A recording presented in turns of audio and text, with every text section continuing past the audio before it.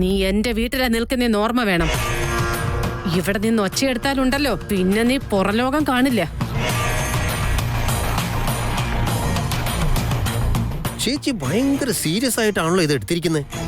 ഇത്രയും ദിവസം ഇങ്ങനെ മുഖത്തടിക്കുന്നത് പോലെ പറയാൻ പറ്റാഞ്ഞത് കൊണ്ടാണ് ഞാൻ മിണ്ടാതിരുന്നത്. പക്ഷെ ഇനി അടങ്ങിയിരിക്കില്ലേ. ചെന്ന് നിന്റെ അമ്മയോട് പറയ്, നീ ചോദിച്ച ഭിക്ഷ നിനക്ക് കിട്ടിയില്ലെന്ന്. എൻഗേജ്മെന്റ് എങ്ങനെ നടത്തണമെന്ന് ഞാൻ ആഗ്രഹിച്ചിട്ടുണ്ടോ അങ്ങനെ തന്നെ നടക്കണം. എങ്ങനെ നടക്കണം?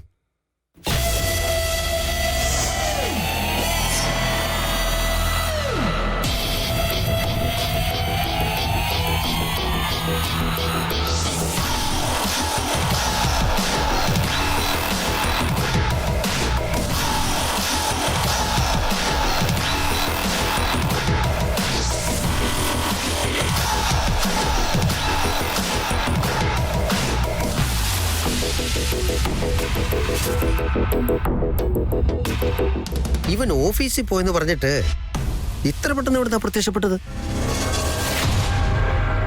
വേദാന്ത്, നീ ഓഫീസിലേക്ക് പോയില്ലേ? അതല്ല അമ്മേ, എന്താ നിശ്ചയത്തിന്റെ കാര്യം പറഞ്ഞേ?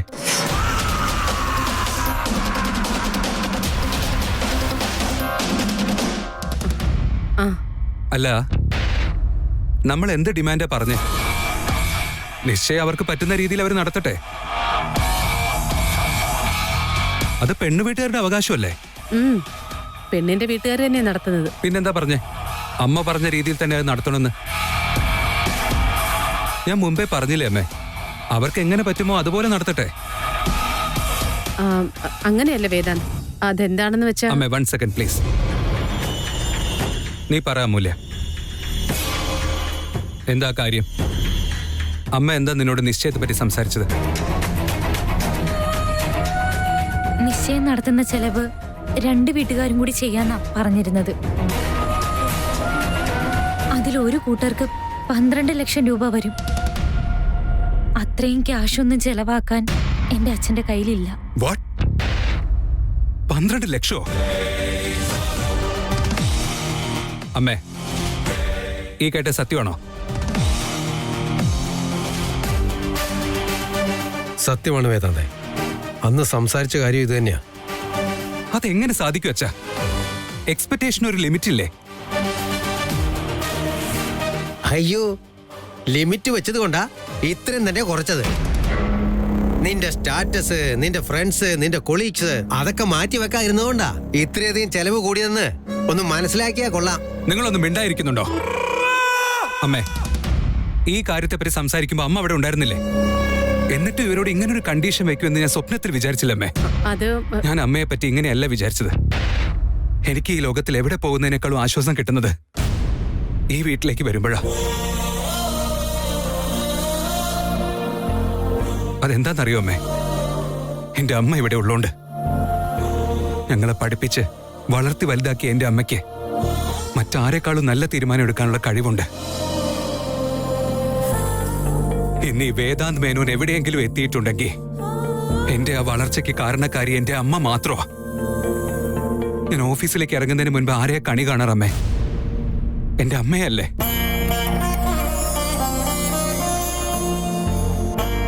അതെന്താന്ന് വെച്ചാ എനിക്ക് എന്നെ തന്നെ എന്റെ അമ്മയിൽ കാണാൻ പറ്റും. എനിക്ക് ഈ ലോകത്ത് ഏറ്റവും വിശ്വാസവും സ്നേഹവും ഉള്ളത് എന്റെ അമ്മയെ തന്നെയാ. കറക്റ്റ്.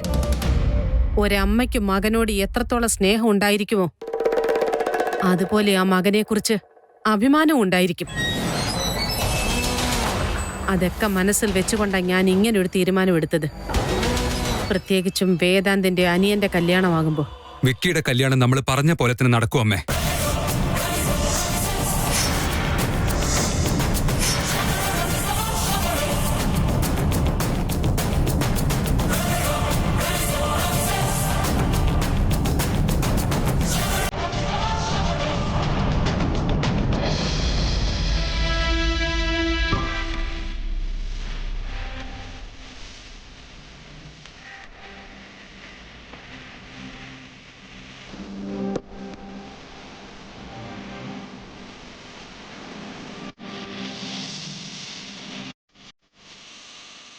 അമ്മേ, അമ്മ എന്തിനാ ബുദ്ധിമുട്ടുന്നേ? ഞാനിതൊക്കെ ചെയ്തോളാം. അമ്മ പോയി റെസ്റ്റ് എടുത്തോ. എന്താ ചെയ്യേണ്ടെന്ന് പറഞ്ഞാ മതി. ബാക്കിയൊക്കെ ഞാൻ ചെയ്തോളാം. അമ്മ പൊക്കോളൂ. ഒരുപാട് കറികളൊന്നും ഉണ്ടാക്കാനില്ലല്ലോ. ഞാൻ നോക്കിക്കോളാം. അമ്മ പോയി റെസ്റ്റ് എടുത്തോ.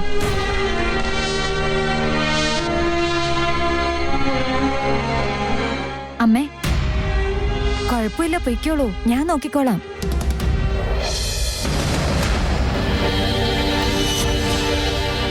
ആദ്യ, നീയായിരുന്നു? ആ അമ്മേ, ഞാനാ. കുറച്ചുനേരം ഞാൻ സംസാരിക്കുന്നുണ്ട്.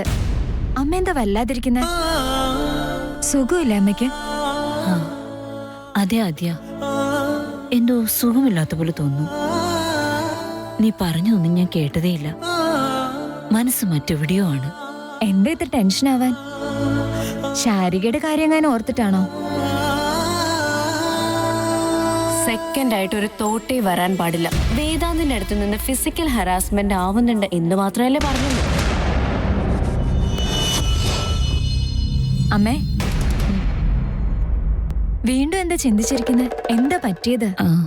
അത് ഒന്നുമില്ല ആദ്യ.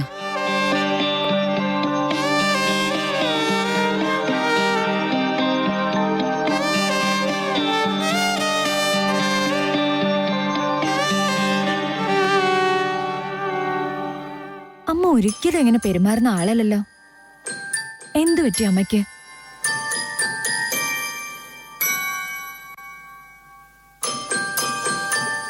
നിങ്ങളൊക്കെ അന്നെന്താ സംസാരിച്ചിരുന്നു, അമ്മ എന്ത് തീരുമാനം എടുത്തതെന്നൊന്നും എനിക്കറിയില്ല. പക്ഷെ വിക്രാന്തും ആരതിയും സ്നേഹിച്ച് കല്യാണം കഴിക്കുന്നവരാ. എനിക്ക് ഈ പ്രേമത്തിലും കല്യാണത്തിലും ഒന്നും വിശ്വാസമില്ലായിരുന്നു. എന്ന് അവരുടെ സ്നേഹം കണ്ടപ്പോഴാണ് എനിക്കതിന്റെ തീവ്രത മനസ്സിലായത്. അതുകൊണ്ട് നിശ്ചയം ഇങ്ങനെ നടത്താൻ പാടും അങ്ങനെ നടത്താൻ പാടുന്നൊന്നും പറയാൻ ആർക്കും അധികാരമില്ല. നിങ്ങളുടെ വീട്ടുകാർക്ക് നടത്താൻ പറ്റുന്ന രീതിയിൽ നിശ്ചയം നടത്തിയാൽ മതി. ഇനി അതിനെന്തെങ്കിലും ബുദ്ധിമുട്ടുണ്ടെങ്കിൽ ഈ നിശ്ചയത്തിന്റെ ചെലവ് മുഴുവൻ ഞാൻ വഹിക്കും.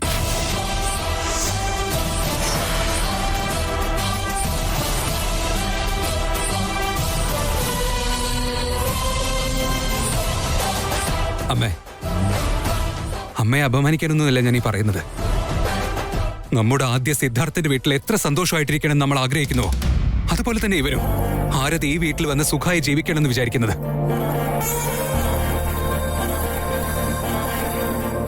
എല്ലാവരും സന്തോഷമായിട്ടിരിക്കണമെങ്കിൽ എല്ലാവരുടെയും സന്തോഷം സഫലമാകണം. മനസ്സിലായോ? നിങ്ങളോടല്ലേ ഞാൻ മിണ്ടായിരിക്കാൻ പറഞ്ഞേ. കല്യാണ നിശ്ചയത്തെ ഇടപെടാൻ ആൺവീട്ടുകാർക്ക് അവകാശമില്ല ഒരിക്കലും. വിക്രാന്ത് ആഗ്രഹിച്ച പോലെ തന്നെ ഈ കല്യാണം നടന്നിരിക്കണം. നീ പറഞ്ഞതൊക്കെ ശരിയാ, പക്ഷെ അതെല്ലാം ശരിയാണെങ്കിൽ പിന്നെ എന്താ പ്രശ്നം? നമ്മൾ എന്തിനാ അമ്മയെ ഡിമാൻഡ് വെക്കുന്നത്?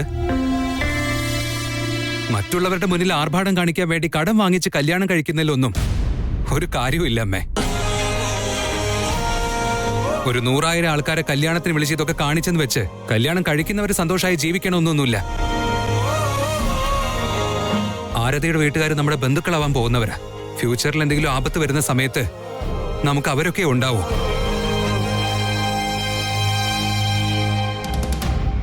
അമ്മയെ പറഞ്ഞ് ഹൈ ക്ലാസ് ഫ്രണ്ട്സോ റിലേറ്റീവ്സോ ആരും തന്നെ ഉണ്ടാവില്ല ആ സമയത്ത്. പറഞ്ഞത് ശരിയാ. നിന്റെ ഓരോ വാക്കുകളും വളരെ വിലപ്പെട്ടതാ മോനെ. അമ്മേ, ഇനി ഈ നിശ്ചയത്തിന് വേറെ പ്രശ്നങ്ങളൊന്നുമില്ലല്ലോ? നിനക്ക് ഓക്കെ ആണെങ്കിൽ പിന്നെ എനിക്കെന്താ പ്രശ്നം?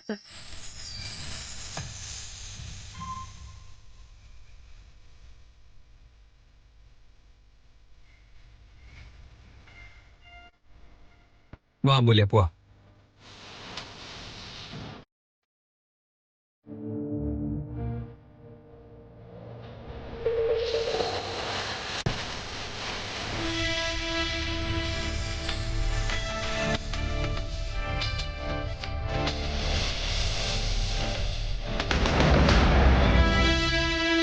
നമ്മളൊന്ന് ആഗ്രഹിക്കുന്നു, ദൈവം മറ്റൊന്ന് നടത്തി തരുന്നു.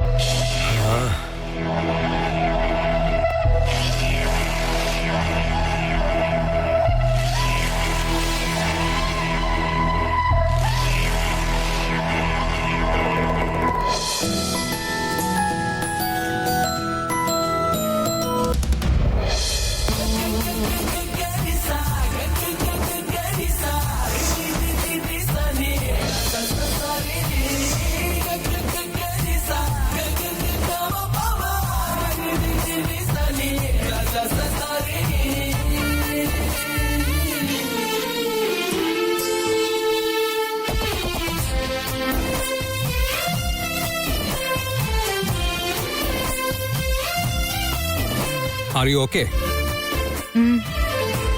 എന്ത് കൊം നോക്കി നടന്നൂടെ എനിക്ക്? Psycho woman. ഫയൽ എടുത്തിട്ട് വാ.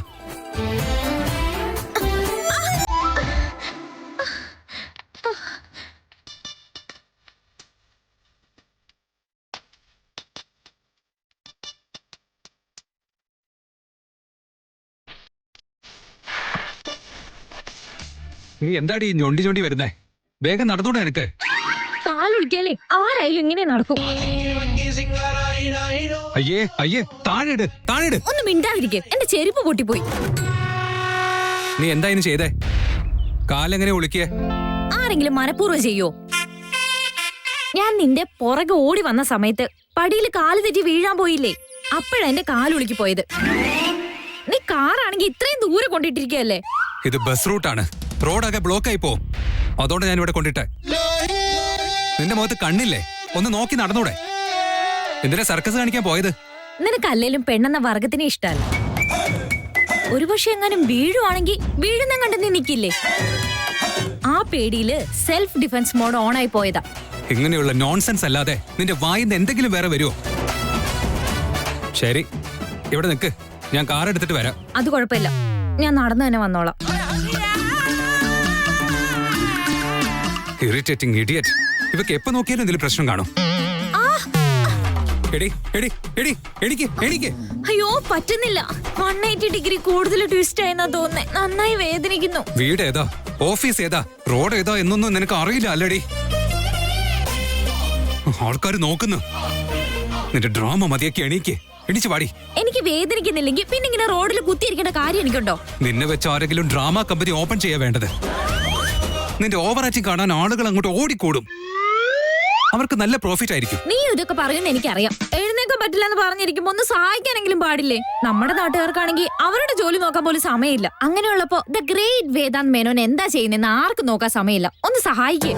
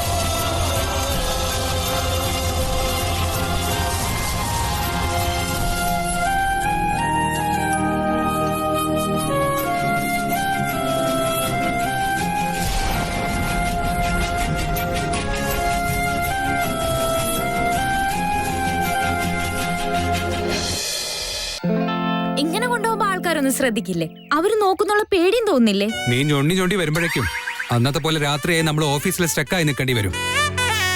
റോഡിൽ വെച്ച് നിന്റെ ഓവർ ആക്ടിങ് കാണുന്നതിലും നല്ലതാ എങ്ങനെയല്ലോ കാറിലെത്തിക്കുന്നത്. എന്റെ കൂടെ നടന്ന് ഞാൻ സംസാരിക്കുന്ന പോലെ ഒക്കെ സംസാരിക്കാൻ അങ്ങ് പഠിച്ചു തുടങ്ങിയല്ലോ. മനസ്സിൽ ഇവിടുത്തെ തെറി വിളിക്കണ്ട. ശരി, നീ കേൾക്കുന്ന രീതി തന്നെ പറയാം. നന്ദിയുണ്ട് ബോസ്. നന്ദിയൊക്കെ പിന്നെ മതി. ഇപ്പൊ സമയം എത്രയെന്ന് പറ. 11 മണിയായി കാണും. എന്തേ? ഇത് ഓഫീസ് വർക്കിംഗ് ടൈമാ. ഞാനിപ്പോ നിന്റെ ബോസാണ്. കുറച്ചൊക്കെ ബഹുമാനം തരാം. അവൻ ഇവനെന്നൊക്കെ എന്നെ പറഞ്ഞോണ്ടല്ലോ. വീണ്ടും തുടങ്ങിയല്ലോ ഇവൻ. എപ്പോ നോക്കിയാലും നിനക്ക് കുറെ പ്രശ്നങ്ങളാ. തന്നൊക്കെ വയസ്സിന് മൂത്ത ആൾക്കാരെ നീ തന്നൊക്കെ പറയൂ. നീ ഇതൊക്കെ നീ എവിടുന്നാ പഠിച്ചേ? അറിയാതെ വീണതാ. ഒന്ന് എടുത്തോണ്ട് പോകാൻ ആരാ പറഞ്ഞേ? അതെ, ചുമ്മാ പെരുവിറുക്കണ്ട. എന്തെങ്കിലും പറയുണ്ടെങ്കിൽ അത് ഉറക്കെ പറയണം. ഉറക്കെ പറഞ്ഞാലും കുറ്റം, പയ്യെ പറഞ്ഞാലും കുറ്റം. നിന്റെ മൈൻഡിലെ വേദാന്ത അഹങ്കാരിയാണെന്നുള്ള കാര്യം ഉറപ്പിച്ചു കഴിഞ്ഞു. Just shut up. ഞാൻ കാശ്മീർ എന്ന് പറഞ്ഞ നീ കന്യാകുമാരി എന്ന് പറയും. നിന്നോട് പറയുന്നത് എനിക്കാ ബുദ്ധിയില്ലാത്ത. ആ വായൊന്ന് അടച്ചിരുന്നാ മതി. നിനക്ക് ഇപ്പോഴും പെണ്ണുങ്ങളെ കണ്ണെടുത്ത കണ്ടുവിടാന്നുള്ള കാര്യം ഉറപ്പായി. നിന്റെ സ്വഭാവം എന്താണെന്ന് മനസ്സിലാവുന്നേ. ഓന്തിരെ പോലെ ഇടയ്ക്കിടയ്ക്ക് സ്വഭാവം അങ്ങ് മാറും.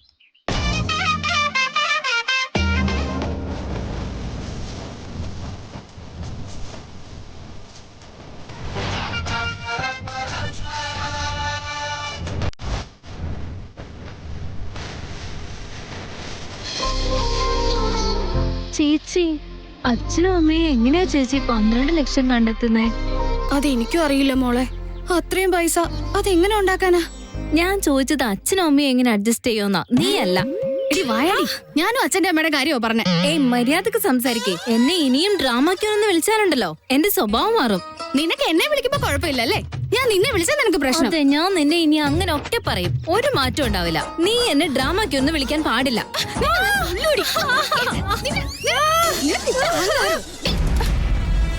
വേദാന്ത് പോയപ്പോ മുതല് ഒരേ ഒരു ഇരിപ്പാ. അവൻ പരിമളയോട് പോയി കാലിൽ വീണ് ക്ഷമ ചോദിക്കാനോ മറ്റോ പറഞ്ഞോ? ഇല്ലല്ലോ. പിന്നെന്തിനാ ഈ ടെൻഷൻ? ഇതുവരെ ഉണ്ടായ അപമാനം പോരെ പ്രഭാകര. എന്തായാലും ആ പരിമളയെ പോലുള്ള ഒരുത്തിയുടെ കാലിൽ പോയി വീഴേണ്ട ഗതികേടൊന്നും വന്നൊന്നുമില്ലല്ലോ. അതുകൊണ്ട് സമാധാനം വേണ്ടിയിരിക്കുക. എന്നെ അവളുമായിട്ട് കമ്പയർ ചെയ്യരുത്.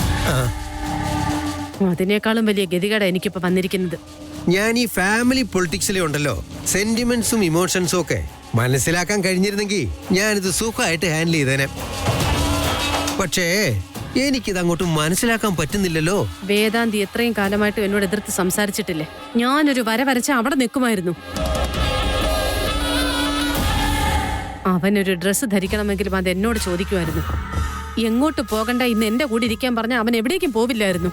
പക്ഷെ ഇപ്പൊ അവൻ എന്നെക്കാളും ഇപ്പൊ വലുത് ആ പീറ പെണ്ണിന്റെ വീട്ടുകാരാ. എനിക്ക് അമ്മേ,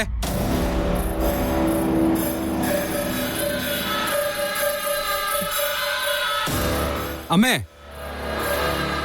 വേദാന്ത്, എന്തു പറ്റി മോനെ? പെട്ടെന്ന് എന്താ ഓഫീസിൽ നിന്ന് പോന്നത്?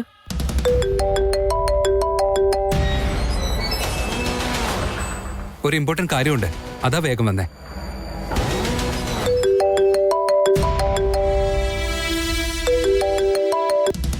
അമ്മയോടൊരു പേഴ്സണൽ കാര്യം പറയാനുണ്ട്. ആ കാര്യം മറന്നു. നമുക്ക് ഒരുമിച്ച് പുറത്തു പോകണം. അമ്മ റെഡിയല്ലേ? ഞാനൊന്ന് ഫ്രഷ് ആയിട്ട് വരാം. അമ്മ റെഡിയായി നിൽക്ക്.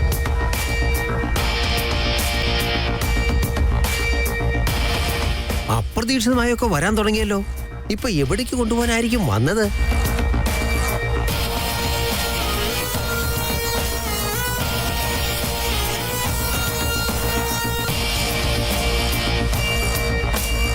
അവൻ എങ്ങോട്ടാ വിളിച്ചോണ്ട് പോകുന്നതെന്ന് എനിക്ക് നന്നായിട്ടറിയാം.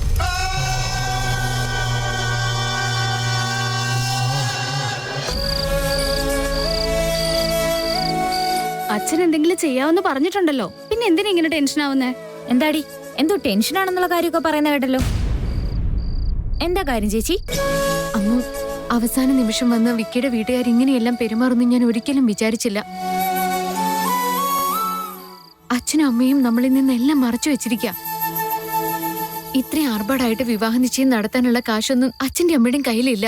ഓ, ഇതാണോ കാര്യം? നീ അതൊന്നും ഓർത്ത് വിഷമിക്കേണ്ട കാര്യമില്ല ചേച്ചി. ഇത്രയും ആർഭാടായിട്ട് നിശ്ചയം നടത്തണ്ടെന്ന് വേദാന്ത് എല്ലാരോടും പറഞ്ഞു കഴിഞ്ഞു. സത്യമാണോ ചേച്ചി? ആ മോളെ, വേദാന്തേട്ടൻ ഇക്കാര്യം നിന്നോട് പറഞ്ഞെന്നോ? അതെ ചേച്ചി, പറഞ്ഞു. വേദാന്തേട്ടൻ ഈ കാര്യങ്ങളെല്ലാം അറിയുകയാണെങ്കിൽ എല്ലാവരും ശരിയാക്കുന്ന എനിക്ക് നല്ല ഉറപ്പുണ്ടായിരുന്നു. നീ എന്നിട്ട് എന്താ ഇക്കാര്യം അച്ഛനോടും അമ്മയോടും പറയാത്തെ?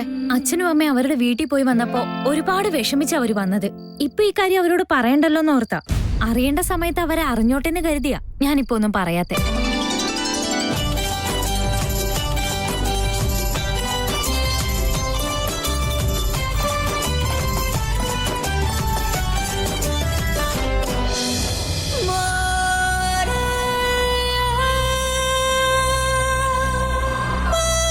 എന്താ നോക്കുന്നത്?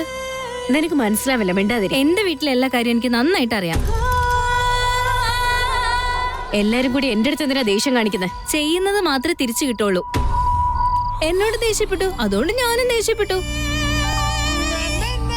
കരട് വലുപ്പേ ഉള്ളൂ. മൂത്തവരോട് എതിർത്ത് സംസാരിക്കുന്നോ? എനിക്ക് 3 ചേച്ചിമാര് വേറെയുണ്ട്. എന്നോട് അവരൊന്നും ഇങ്ങനെ സംസാരിക്കില്ല. ആഹാ, ശാരികയാണോ? നീ എപ്പോ വന്നു മോളെ? അമ്മയും ആദ്യമൊക്കെ എവിടെ? ഇപ്പൊ വന്നതേ ഉള്ളൂ കുഞ്ഞമ്മേ. ആക്ച്വലി കുറച്ചുകൂടി നേരത്തെ വരണമെന്ന് കരുതിയതാ.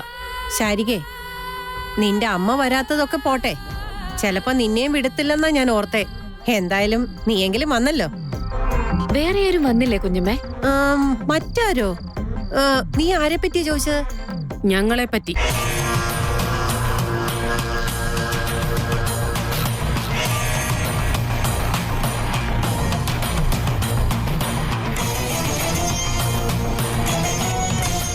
ചോദിച്ചു തീരും മുമ്പേ വന്നല്ലോ.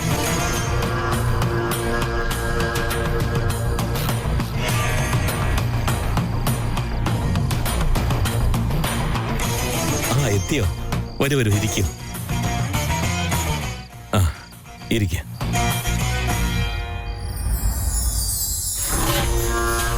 സന്തോഷമായി. ഞാൻ തീരെ പ്രതീക്ഷിച്ചില്ല. ഇങ്ങോട്ട് വരേണ്ടി വരുമെന്ന് ഞാനും വിചാരിച്ചതല്ലേ. എന്താ കുടിക്കാൻ വേണ്ടത്? കോഫി, ടീ, സർബത്ത് എന്താ വേണ്ടേ? ഒന്നും വേണ്ട. ഞാൻ വീട്ടിൽ നിന്ന് ഭക്ഷണം കഴിച്ചിട്ട് ഇറങ്ങിയത്. അയ്യോ, അങ്ങനെ പറയരുത്. വീട്ടിൽ വന്നിട്ട് ഒന്നും കഴിക്കാതിരുന്ന. എനിക്കൊന്നും വേണ്ടാന്ന് ഞാൻ പറഞ്ഞല്ലോ. ഞാനിപ്പോ വന്ന കാര്യം എന്തിനാണെന്ന് നിങ്ങളോട് പറയാം. എനിക്കതിന് നാണക്കേട് തോന്നേണ്ട കാര്യമില്ല.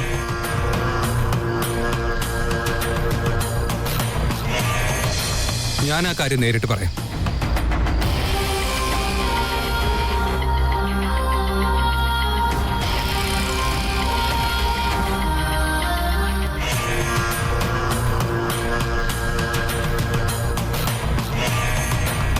കാര്യമോ?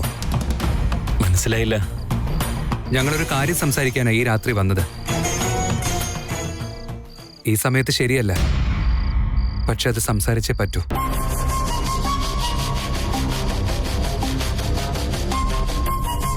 വിക്രാന്തിന്റെ ആരതിയുടെ നിശ്ചയത്തിന് അമ്മ വെച്ച ആ ഡിമാൻഡിൽ എല്ലാവരും ക്ഷമിക്കണം. നിങ്ങൾ എങ്ങനെയാണോ നിശ്ചയം നടത്താൻ പ്ലാൻ ചെയ്തിരുന്നത് അതുപോലെ തന്നെ മതി.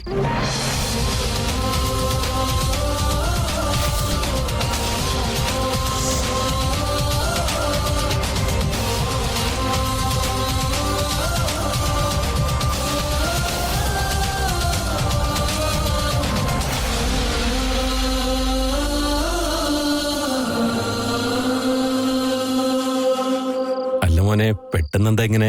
അതെ, ഒരു മിനിറ്റ്. അതെ മോനെ, മോന്റെ അമ്മ നിശ്ചയത്തിന്റെ കാര്യങ്ങളൊക്കെ എങ്ങനെ നടത്തണമെന്നൊക്കെ പറഞ്ഞ രീതിയിൽ തന്നെ ഞങ്ങൾ അതേപോലെ നടത്താൻ തയ്യാറാണ് മോനെ. അതിന് നീ ഞങ്ങളെ കൊണ്ട് കഴിയില്ലെന്ന് വിചാരിച്ച് നീ വിഷമിക്കൊന്നും വേണ്ട. നോക്കമ്മേ, ഇത് എന്റെ തീരുമാനമല്ല, എല്ലാവരുടെയോ. നിശ്ചയമൊന്നും ഇങ്ങനെ എല്ലാവരെയും ക്ഷണിച്ച് ആർഭാടമാക്കി നടത്തേണ്ട ഒരു കാര്യമില്ലല്ലോ. അത് ശരിയാ മോനെ. എന്നാൽ സുഹാസിനി ആഗ്രഹിക്കുന്നതിന് ഒരു കാരണം ഉണ്ടാവുമല്ലോ. അതിനുവേണ്ടി എല്ലാ തയ്യാറെടുപ്പും നടത്തി. അതിനൊന്നും ആവശ്യമില്ല അങ്കിൾ. നിശ്ചയം എന്ന് വെച്ച രണ്ട് കുടുംബങ്ങൾ കൂടിച്ചേരുന്ന പുതിയ ബന്ധങ്ങളാണ്, സന്തോഷമാണ്, അല്ലാതെ ബാധ്യതയല്ല.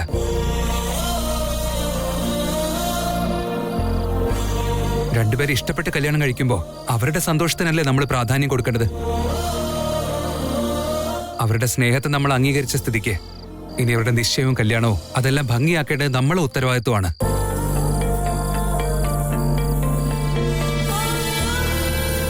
അതിനെന്തിനാ ടെൻഷൻ അടിക്കുന്നേ? വിഷയം അതല്ല വേദാന്ത്. ഈ വർഷം നിനക്ക് business icon of the year award ലഭിച്ചത്. അങ്ങനെയുള്ള വേദാന്ത് മേനോൻ സ്വന്തം അനിയന്റെ കല്യാണം ഇങ്ങനൊരു ചെറിയ വീട്ടിൽ വെച്ച് നടത്തുക എന്നൊക്കെ അറിഞ്ഞാൽ അത് നാണക്കേടല്ലേ? സ്റ്റേറ്റസ് എന്ന ഭൂത് അവരുടെ തലയിൽ ബംഗ്ലാവ് കെട്ടി താമസിക്കാന്നാ തോന്നുന്നേ. അമ്മ പറഞ്ഞ കാര്യം ശരി തന്നെയാ. എനിക്ക് അവാർഡ് കിട്ടിയത് സത്യമാണ്. അതെന്തിനാ കിട്ടിയേ? ഞാൻ ബിസിനസ് നല്ല രീതിയിൽ ചെയ്തോണ്ട്. ബിസിനസ്സിൽ ലാഭമാണ് മുഖ്യം അമ്മേ. ആ ലാഭത്തിന്റെ അർത്ഥം എന്താണെന്നറിയോ? വരവിനേക്കാൾ കൂടുതലായിട്ട് ചെലവുണ്ടാകാൻ പാടില്ല.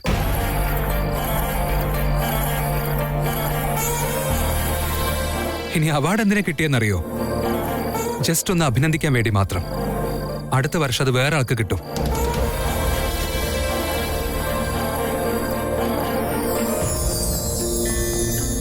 ഞാൻ അവാർഡ് വാങ്ങിച്ചത് കണ്ട് ആരെങ്കിലും ഒരാൾ ഇൻസ്പയർ ആയി അതുപോലെ വാങ്ങിച്ച അപ്പോഴാണ് എനിക്ക് കിട്ടിയ അവാർഡിന് വിലയുണ്ടാകുന്നത്.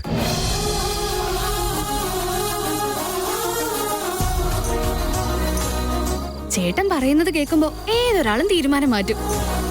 വളരെ വലിയ കാര്യ വേദാന്ത് പറഞ്ഞത്.